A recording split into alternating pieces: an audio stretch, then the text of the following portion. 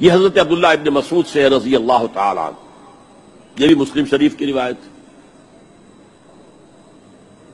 حضور فرماتے ما بعث اللہ من نبی فی امتہ قبلی الا کان لہ حواریون و اصحاب۔ اللہ نے مجھ سے پہلے کسی بھی امت میں کسی نبی کو نہیں بھیجا مگر اس کے کچھ نہ کچھ حواری، کچھ نہ کچھ اصحاب تو ہوتے تھے نا، 2 ہوں، 4 ہوں، 10 ہوں، 12 ہوں۔ حضرت عیسیٰ کے حواری 12 تھے، ایمان لانے والے کل کہتے ہیں 72 تھے۔ بہرحال کچھ نہ کچھ ساتھی، حواریون و اصحاب یاخذون بسنتہ ویقتدون بامرہ۔ وہ کیا کرتے تھے؟ وہ حواری اور صحابہ اپنے نبی کی سنت کو مضبوطی سے پکڑ لیتے تھے اور انہی کے احکام کی پیروی کرتے تھے۔ یقتدون بامرہ، اقتداء کرتے تھے، پیروی کرتے تھے۔ ثم انہا تخلف من بعدہم خلوف، پھر ہمیشہ ایسا ہوا ہے کہ بعد میں کچھ ایسے ناخلف اٹھے، یفعلون یقولون ما لا یفعلون ویفعلون ما لا یؤمرون، کہ وہ کہتے وہ تھے جو کرتے نہیں تھے اور کرتے وہ تھے جس کا حکم ہی نہیں ہوا۔ عرس منائے جا رہے ہیں، یہ کوئی اللہ کے رسول کا حکم ہے؟ کیا رسول کے صحابہ کا عمل ہے؟ کیا حضور کا عرس منایا گیا؟ عید میلاد النبی ایک نئی عید ہو گئی ہے، کیا اس کا حکم دیا محمد رسول اللہ نے؟ یفعلون ما لا یؤمرون، وہ اپنی ہی ایجاد کردہ روایات ہیں، اپنی ہی ایجاد کردہ بدعات ہیں، اپنی ہی ایجاد کردہ رسومات ہیں، ان پر لگے ہوئے ہیں اور دعوے کرتے ہیں اللہ سے محبت، رسول کے عشق کے، جبکہ ان کے عمل میں نہ اللہ کی اطاعت ہے نہ رسول کا اتباع ہے۔ اب جب ایسی صورت پیدا ہو جائے تو کیا کریں؟ فمن جاہدہم بیدہ فہو مومن، تو جو مسلمان بھی ان کے خلاف جہاد کرے گا اپنے ہاتھ سے، اپنی طاقت سے، وہ مومن ہوگا۔ ومن جاہدہ بلسانہ فہو مومن، اور جو ان کے خلاف جہاد کرے گا اپنی زبان سے، وہ بھی مومن ہوگا۔ وہی 3 درجے۔ ومن جاہدہم بقلبہ فہو مومن، دل سے نفرت رکھ کر جو جہاد کرے گا بالقلب وہ بھی مومن ہوگا۔ فما وراء ذلک من الایمان حبۃ خردل، اس کے بعد تو ایمان رائی کے دانے کے برابر بھی نہیں ہے۔ 12 ربیع الاول کے دن کو ہمارے ہاں عید النبی کے نام سے منائے جانے کا کچھ عرصے سے رواج ہوا ہے۔ یہ رواج کچھ زیادہ پرانا نہیں ہے۔ جہاں تک لفظ عید کا تعلق ہے، اس کا انطباق تو اس پر کوئی غلط نہیں ہے، صحیح ہے، اس لیے کہ لغوی طور پر عید کے معنی ہے بار بار لوٹ کر آنے والی شے یا خوشی، ہر سال آنے والی۔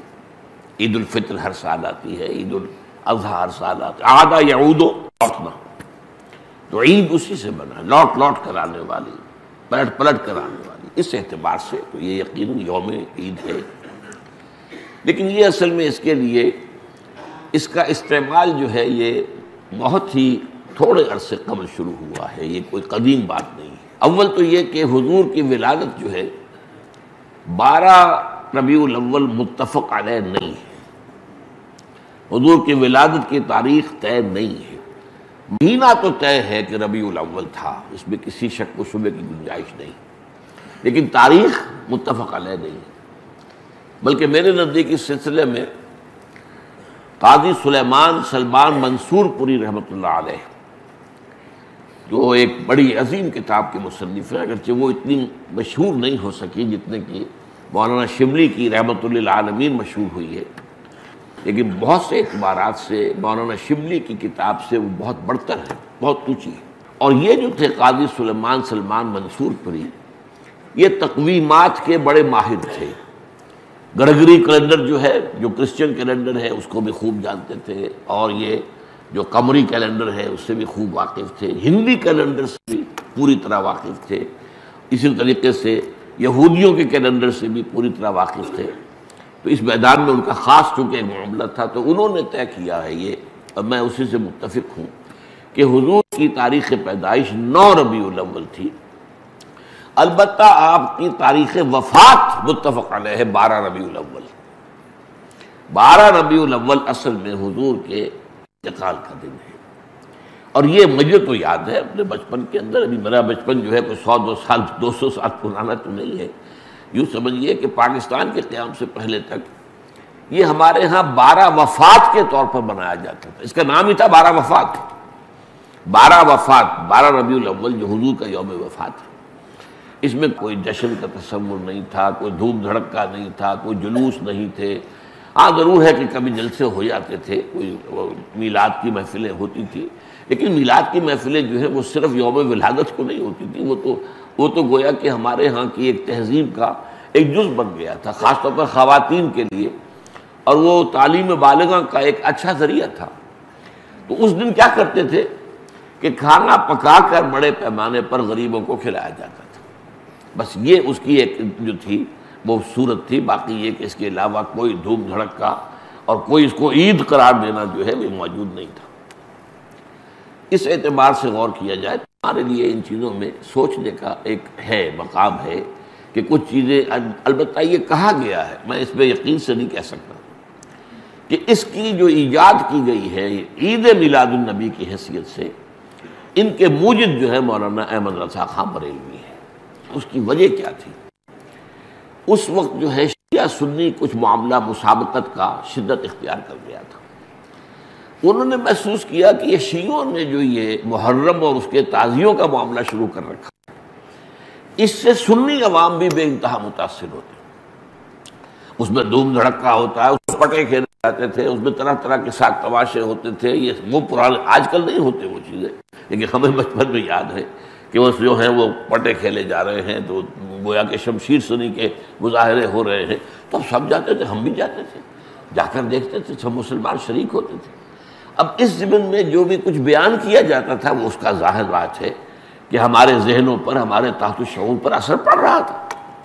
تو یہ جو ہے اس کا ایک مداوع کرنے کے لیے کہ اس کا علاج ہم سنی بھی کریں، تو کوئی ایسی ہی چیز ہونی چاہیے جو لوگوں کی دلچسپی کا ذریعہ بن جائے، موجب بن جائے، اور لوگ اس کے اندر ذوق در ذوق شریک ہوں۔ تو یہ میلاد النبی کے جلوس جو ہیں، ان کے موجد جو ہے مولانا احمد رضا خان بریلوی ہے۔ بہرحال یہ بات تو میں نے ایک ٹیکنیکل انداز سے آپ سے کہی ہے، بہرحال یہ دن خوشی کا دن ہے، ولادت کا دن ہے۔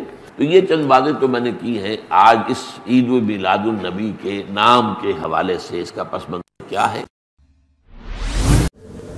آپ کو معلوم ہے کہ ماہ ربیع الاول کا آغاز ہو چکا ہے، دوسری تاریخ ختم ہوئی اور آج ہم تیسری شب میں اس وقت یہاں بیٹھے ہیں۔ یہ ماہ مبارک حضور صلی اللہ علیہ وسلم کی سیرت مطہرہ سے ایک بڑا گہرا تعلق رکھتا ہے۔ حضور کی ولادت باسعادت بھی اسی ماہ مبارک میں ہوئی، اگرچہ تاریخ کے بارے میں اختلاف ہے۔ حضور کا انتقال بھی اس ماہ مبارک میں ہوا، اور وہ متفق علیہ تاریخ ہے 12 ربیع الاول اصل میں حضور کا یوم وفات ہے، اور اکثر محققین کی رائے یہ ہے کہ آپ کا یوم ولادت جو ہے وہ 9 ربیع الاول ہے۔ یہی وجہ ہے کہ مجھے یاد ہے کہ ہمارے بچپن میں اس دن کو جو لوگ کچھ تھوڑا بہت مناتے بھی تھے تو 12 وفات کے نام سے در حقیقت یہ نام یاد کیا جاتا تھا۔ حضور صلی اللہ علیہ وسلم کی وفات کا دن ہے، کچھ کھانا پکا کر کچھ غریبوں کو، مساکین کو کھلانا، یہ در حقیقت چیز تھی کہ جو اب ہوتے ہوتے اس نے بہت ہی ایک دوسری صورت اختیار کر لی ہے۔ اب یہ ایک جشن بن گیا ہے اور ایک عید کا سا سما، بلکہ واقعہ یہ ہے کہ جو اصل 2 عیدیں ہیں وہ کہیں پیچھے چلی گئی ہیں، اور یہ جو 2 عیدیں ہم نے ایجاد کی ہیں، ایک عید میلاد النبی اور ایک عید استقلال، اگر ہم جائزہ لیں تو شاید یہ 2 جو ہے یہ زیادہ فور گراؤنڈ میں آ چکی ہیں۔ لیکن یہ کہ جہاں تک آپ کی ولادت اور آپ کے وفات کا اس ماہ مبارک میں ہونا ہے وہ ثابت ہے۔ مزید برآں حضور کا ورود مدینہ منورہ میں بھی ماہ ربیع الاول میں ہوا ہے۔ اس پہلو سے اگر اس ماہ مبارک میں ہم سیرت النبی کے مطالعے کا ایک خاص موضوع رکھیں، کسی تاریخ کے تعین کے بغیر اس مہینے کی مناسبت سے سیرت مطہرہ پر گفتگویں ہوں، غور و فکر ہو، اور اس میں بھی عملی پہلو سامنے ہو، اتباع کا جذبہ ہو، سمجھنا سمجھانا اس لیے ہو کہ اس پر عمل کرنا ہے، تو یقیناً یہ چیز ہمارے لیے بہت مفید ہوگی اور ہمارے بہت سے امراض کا شاید اس سے مداوع ہو سکے۔ یاخذون بسنتہ ویقتدون بامرہ ثم انہا تخلف من بعدہم خلوف، پھر ہمیشہ یہ ہوتا ہے، ہر نبی کا جاننے والوں میں، پہچاننے والوں میں، ماننے والوں میں ہوا ہے، امت محمد بھی مستثنیٰ نہیں ہے۔ یقولون ما لا یفعلون ویفعلون ما لا یؤمرون، یہاں نوٹ کیجئے کہ وہ کہتے وہ تھے جو کرتے نہیں تھے، اور کرتے وہ تھے جس کا حکم نہیں۔ عید میلاد النبی کیا حضور کا حکم ہے؟ کیا اس کا کوئی ثبوت صحابہ سے ہے؟ کیا ہم صحابہ کے مقابلے میں حضور سے زیادہ محبت کرتے ہیں؟ لیکن تھا کہ معاملہ ما لا یؤمرون، جس چیز کا حکم ہوا نہیں اس پر عمل ہو رہا۔ یہ ہے در حقیقت رسم پرستی، اور رسم کے اندر پھر اضافہ ہوتے چلا جاتا، اس پر ردے پر چڑھتے چلے جانا جو ہے، یہ دوسرا سبب ہے۔ اور اس کا ایک نتیجہ جو نکلتا ہے وہ اسی پر بات ختم کروں گا، اگرچہ ایک اور حدیث جو ہے اس موضوع پر بہت اہم ہے۔ نتیجہ کیا نکلتا ہے؟ جہاں بدعت آئے گی سنت رخصت ہو جائے گی۔